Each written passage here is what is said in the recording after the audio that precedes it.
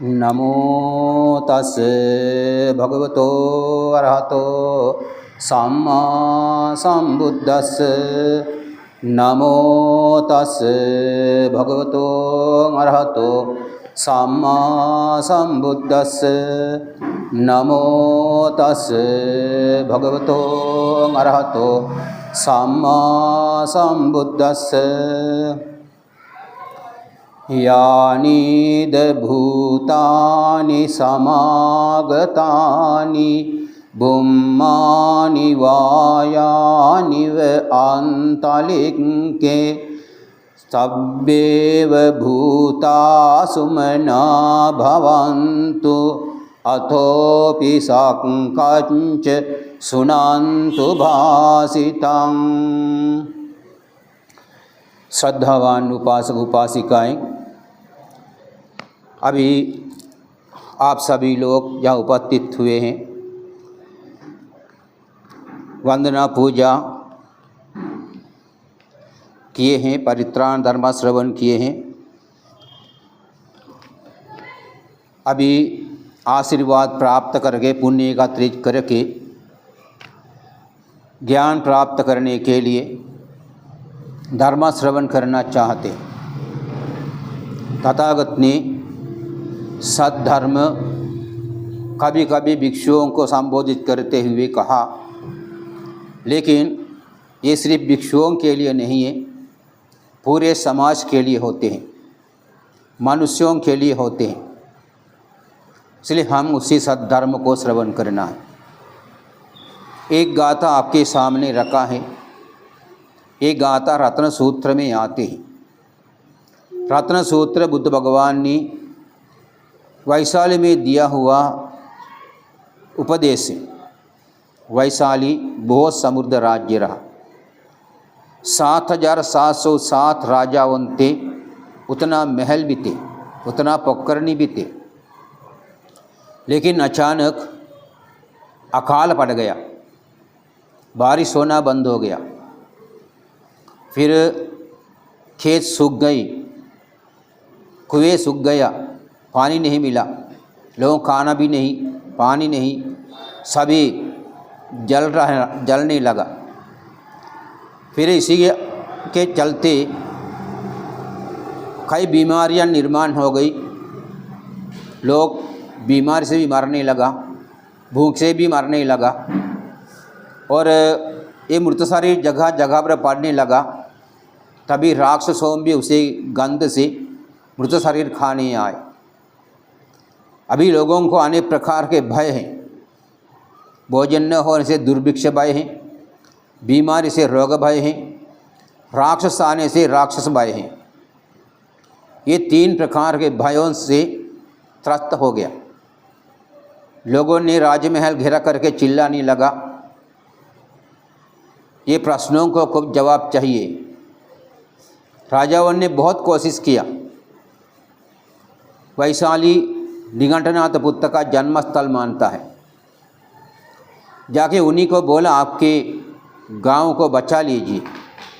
उन्हें हाथ जोड़ा, महाराज मेरे वश का बात नहीं है, आप दूसरे किसी को बताए। फिर वहाँ पर एक मुखी महादेव है,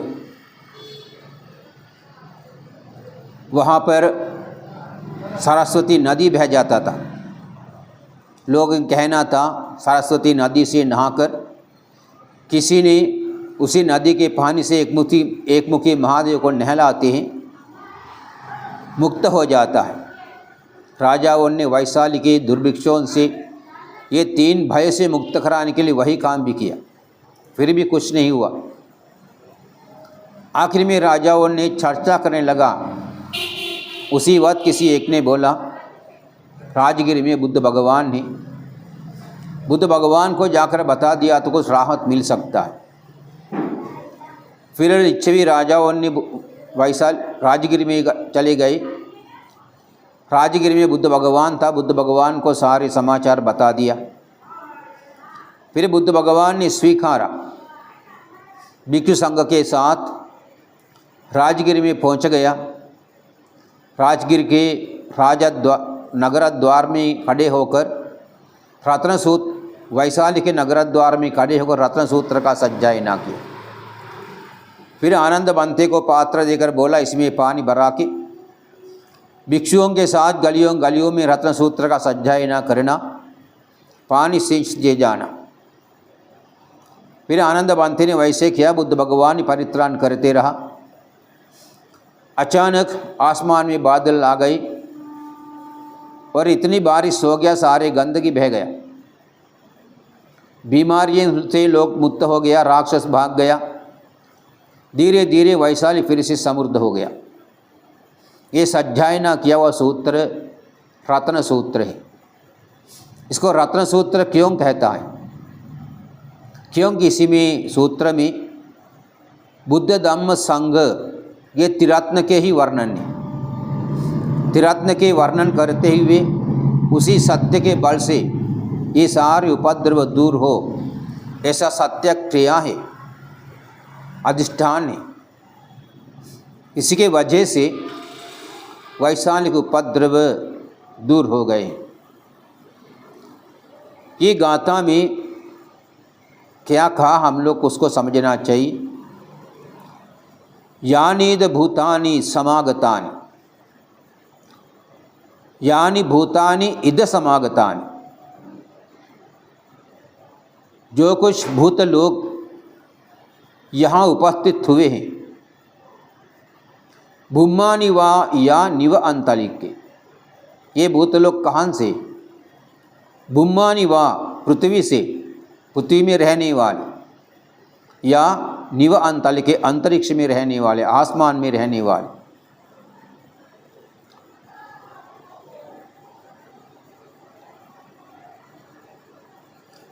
भूमानि वाय निमांतलिके, ये सारे भूत लोग ये वैशाली में एकत्रित हुए हैं। फिर उन्हीं को बुद्ध भगवान कहता है, अतोपि साक्काच्च सुनंतु भाषिता, जो कुछ मैंने बताने जा रहा हूँ ये बात अच्छे से सुनना, और तुम्हें सभी लोग खुशी मन में रहने वाले होना। तुम्हें लोग खुश होकर जो मैंने कहने जा रहा हूँ उसे सुनना। ये संक्षिप्त अर्थ हैं। यहाँ पर यानी मानी वैशाली का भूमि है, क्योंकि जहाँ उपद्रव थे वैशाली राज्य में, उसी को कहा यानी इध, यानी इध शब्द से वही वैशाली को समझ गया। यानी भूतानी, भूतानी शब्द का यानी शब्द अलंकार के लिए लगा हुआ है, इसलिए जो कुछ भूत लोग, वही भूत। भूत कौन होता है? अभी हम भूतकाल कहता है। भूतकाल मानी बीता हुआ समय। इसी प्रकार जो प्राणी जन्म लिया हुआ है, कोई भी प्रकार प्राणी, ये सबको भगवान ने भूत नाम दिया है। वहीं पर कहा पृथ्वी में रहने वाले जो भी भूत लोग होता है। पृथ्वी में कौन कौन रहता है? मनुष्य लोग रहते हैं, जानवर रहते हैं, चिड़िए रहते हैं। ये सभी पृथ्वी के आधार पर है। ये सभी को भगवान ने भूत कहा। जो उत्पन्न हुआ या हो गया उसे भूत कहा है। आजकल बहुत लोग डरता है भूत शब्द से, क्योंकि भूत एक अलग निर्माण लगा दिया है। जो लोग मर जाते हैं उन्हीं से एक भूत निर्माण होता है। इसी प्रकार एक व्यंग अर्थ लोगों को महसूस हो गया, इसी की वजह से डरना शुरू हो गया। लेकिन ऐसा कुछ नहीं है। मरा हुआ व्यक्ति तो मरा हुआ है। भगवान ने कहा सभी का कर्म शक्ति के अनुसार उन्हीं का भविष्य निर्माण होता है। मरने वाले व्यक्ति भी आखिरी वक्त में जो कर्म अपना याद किया उसी कर्म के अनुसार ही उनका उत्पत्ति सिद्ध हो जाता है। इसलिए भूत के रखे कोई अलग नहीं है, भूत मानी हुआ। इसलिए जो आज के पहले जितना भी हुए हैं ये सभी भूत थे। इसलिए आज के पहले जन्म लिए हुआ सारे लोग इसी वक्त के पहले से सब भूत शब्द में आता है। हम लोग भी भूत में आ जाते हैं, इसलिए डरने का ज़रूरत नहीं पड़ता है। हम समझना चाहिए भूत मानी जो जन्म लिए हुए लोग हैं उन्हीं को, मनुष्य वेवा, जानवर वेवा, दूसरे कोई वेवा, सभी ये भूत शब्द में आया है। और पृथ्वी भूमा निवा, भूम मानी भू शब्द से आता है, भू धातु है, भू धातु से भूम शब्द भूम आदेश होकर बन जाता है। ये पृथ्वी है जहाँ हम लोग रहते हैं। इसमें हमारे आवश्यक पानी मिलता है, हमारे आवश्यक भोजन मिलता है। जो खाने वाले सारे चीज़ें ये पृथ्वी पर ही लगता है। पुराने ये कुछ भी नहीं था। जब शुरुआत में के लोग पृथ्वी ही खाता था। ये पृथ्वी बड़ा मीठा था, लोग उसे आराम से खाता था। इसके बाद लोगों के तृष्णा बढ़ने लगा तो स्वयं जात हल धान्य होने लगा, स्वयं पका हुआ पेड़ों पर। इसके बाद उन्हें दाना के रूप से निर्माण हो गया। फिर इसी प्रकार चलते आया। लोगों के तृष्णा जितना बढ़ते गया उतना स्वाभाविक संपत्तियों को भी बदलना शुरू हो गया। फिर ये पृथ्वी बहुत बड़े हैं, लेकिन एक दिन 2 उंगली से मिलने के लिए मिट्टी नहीं बचेगा, इतना खराब नष्ट हो जाता है। भगवान ने कहा सारी चीज़ें कभी न कभी नष्ट हो जाता है। महासमुद्र का पानी सूख जाता है, पृथ्वी जलकर राख हो जाता है। इसलिए ये पृथ्वी स्थिर वस्तु नहीं है। पृथ्वी में रहने वाले भी स्थिर प्राणी नहीं हैं, ये सभी बदल जाता है। ये पृथ्वी में रहने वाले सभी लोग अपने आप को अलग अलग तरीके से समझ लेता है, लेकिन भगवान ने सबको भूत का नाम दिया है। हमें समझना चाहिए ये जीवन हमें मिल गया, क्यों मिला है। पूरे समाज को हम अच्छे से देखें, प्राणियों के स्वभाव कैसे हैं। हमारे से दूसरा अलग दिखता है, हम सभी से जानवर अलग दिखते हैं, चिड़िया अलग दिखते हैं, छोटे छोटे प्राणी अलग हैं, रहने के स्वभाव भी अलग है, खाने पीने का तरीका भी अलग है। ये सभी क्यों ऐसे होते हैं, उसके ऊपर हम विचार करने लगा तो ये सांसारिक स्वभाव को समझ सकता है। फिर उसी के वजह से अपने आप के प्रति भी ज़्यादा लालच नहीं कर सकता है, लालच त्याग कर सकता है। लेकिन हम ये कुछ सोचने के लिए समय नहीं बिताता है, वक्त के अनुसार जो भी हो चलाते रहता है। ये पृथ्वी में रहने वाले सभी मनुष्य अमनुष्य, जो मनुष्य नहीं होता है ये सबको अमनुष्य कहता है, मनुष्य न होने वाले। ये चिड़िए भी, जानवर भी, मछली आदि सभी अमनुष्य संख्या में आता है। और दृश्यमान अदृश्यमान, तथागत ने कहा अदृश्यमान प्राणी भी रहता है। ये लोग भी कभी कभी हम लोग दौड़ते फिरते रहा तो अपनी आंख पर लटक के गिर जाता है, टकरा कर गिर जाता है, मर भी सकता है। इसलिए भगवान ने कहा सभी को संयम से रहना है। संयमता सुरक्षा किया तो ये प्राणियों को हिंसा नहीं होता है। अंतरिक्ष मानी आसमान में, आसमान में कोई है ऊपर देखा तो देख सकता है नहीं, कभी कभी चिड़िया दिखता है, हवा जहाज दिखता है, इससे अलावा रहने वाले कोई तो नहीं दिखता है। लेकिन तथागत कहते हैं आसमान में भी विमान होता है, जो पुण्यवान लोग हैं, पुण्यवान लोग पुण्य के साथ ये मनुष्य जीवन चल देता है, उन्हें उनके लिए आसमान में विमान तैयार हो जाता है। ये हम लोगों को नहीं देख सकता है, लेकिन जो व्यक्ति ध्यान साधना करके दिव्य चक्षु ज्ञान प्राप्त कर लेता है, उन्हें ये सबको देख सकता है। हमें तर्क वितर्क करने की ज़रूरत नहीं है। हमारे स्वभाव है जो आँखों से देख नहीं सकते, हमें समझना के लिए कठिन होते, उस पर तर्क वितर्क करता है, ऐसा होता नहीं करेंगे, ज़रूरत नहीं है। हम ज्ञान पाएंगे, फिर उसी तत्व को देखेंगे, तभी तर्क करने का ज़रूरत नहीं पड़ता है। हमारे अज्ञानता के कारण हम तर्क संगत हो जाते हैं, लेकिन हम ज्ञानी होना चाहिए। ध्यान करके पुब्बे निवासन से बुद्धि ज्ञान प्राप्त किया तो आज के पहले कहाँ जन्म लिया हुआ था सभी देख सकता है, कैसा कैसा रहा देख सकता है। और दूर दूर के चीज़ें जो अदृश्यमान शक्ति है, हमें प्रकृति आँखों से नहीं देख सकते हैं, उन्हें दिव्य चक्षु ज्ञान प्राप्त करने से देख सकता है। और उत्पन्न होने वाले लोग भी, मरने वाले लोग भी देख सकता है, दिव्य चक्षु ज्ञान। इसी प्रकार बुद्ध भगवान ने तमाम ज्ञान हमें बताए हैं, उसी से आज के जीवन से काफ़ी लाभ उठा सकते हैं। लेकिन ज्ञान व्यक्तिगत लाभ के लिए नहीं है, धर्म लाभ के लिए होते हैं। हमें संसार की प्रवृत्ति अच्छे से समझकर इस संसार से मुक्ति पाने के लिए ज्ञान का जरूरत पड़ता है।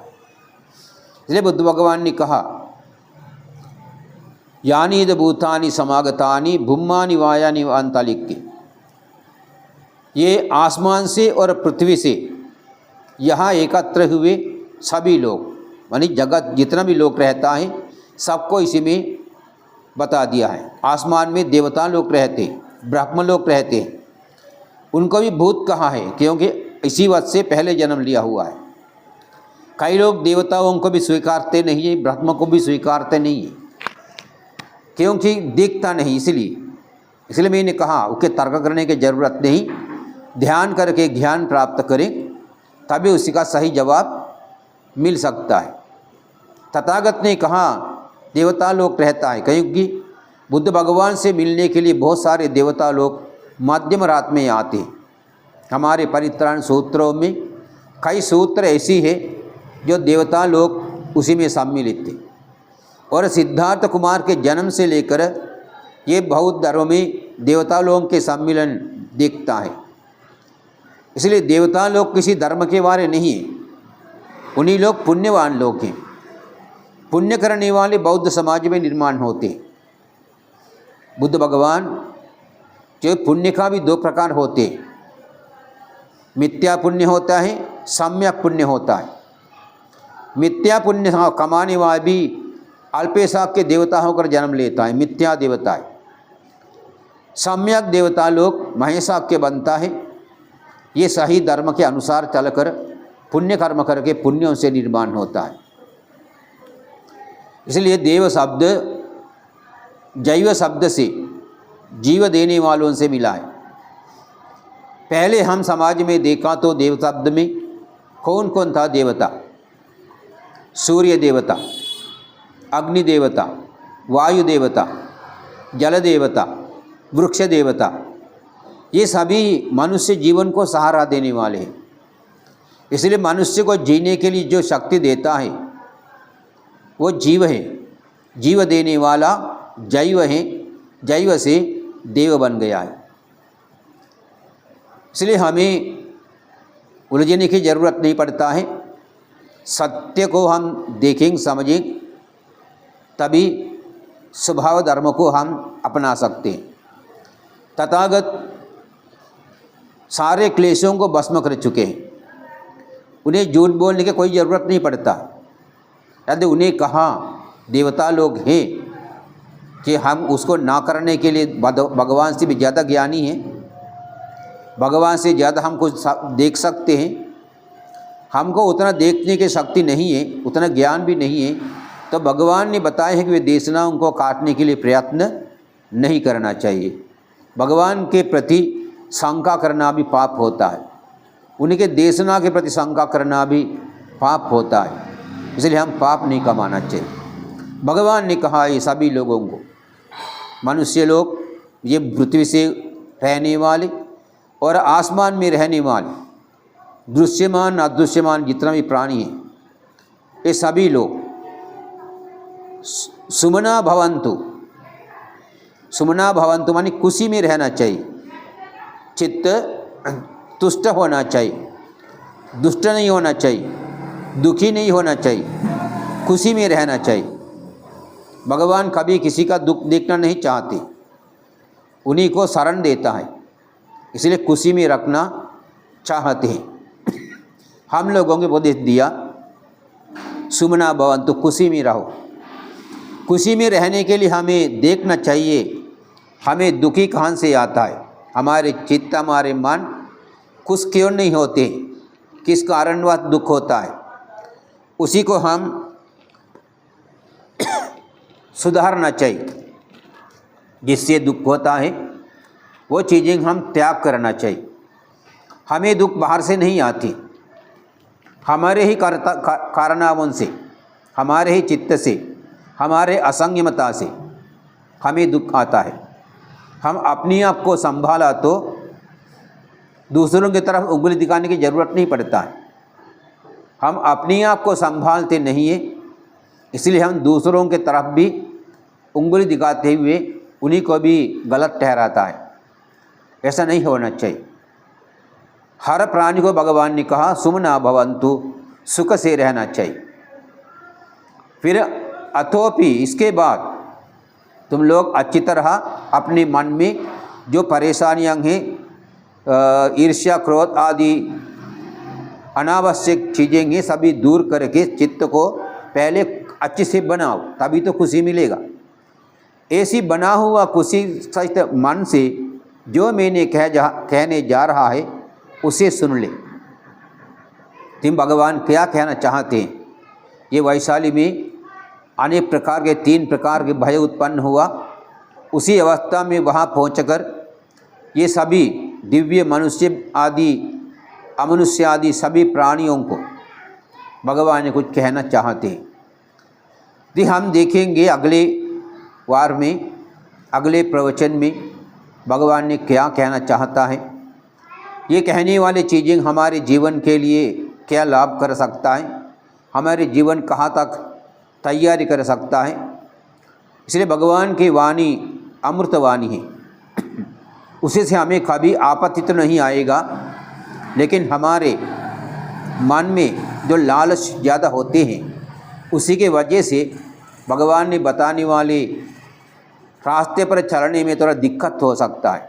हम अपनी स्वभावों को समझकर उसी भगवान के बताए गए रास्ते में चलने के लिए तैयार होना चाहिए, प्रयत्न करना चाहिए। आप सभी को उस भगवान के रास्ते में चलने के लिए आवश्यक कायिक शक्ति मानसिक शक्ति मिले, ज्ञान भी मिले। अब मैं वही अपेक्षाओं के साथ में आज के प्रवचन समाप्त करता हूँ। सबको जय हो, कल्याण हो, मंगल हो। आकाशट्ठा च बुम्मट्ठा देवा नागा महिद्दिका पुण्यन्तं अनुमोदित्वा चिरं रक्षन्तु लोकशासनं। आकाशट्ठा च बुम्मट्ठा देवा नागा महिद्दिका पुण्यन्तं अनुमोदित्वा चिरं रक्षन्तु देशनं।